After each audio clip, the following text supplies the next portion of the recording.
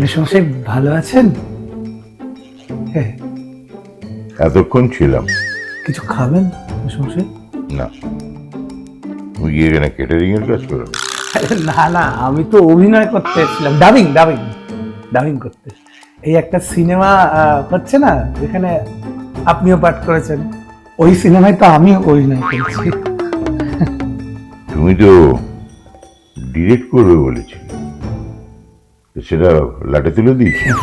মানে আগে অভিনয় করেছি, হ্যাঁ, তারপরে এখান থেকে অভিনয় করে শিখলাম ডিরেকশনটা কিভাবে করতে হয়, তারপরে তো করবোই, আর আপনাকে নিয়ে করবো মেসমশাই। ক্ষমা করো ভাই, আর রাপ্পাকেও বলে দেবো তোমার সিনেমাতে যেন না থাকে।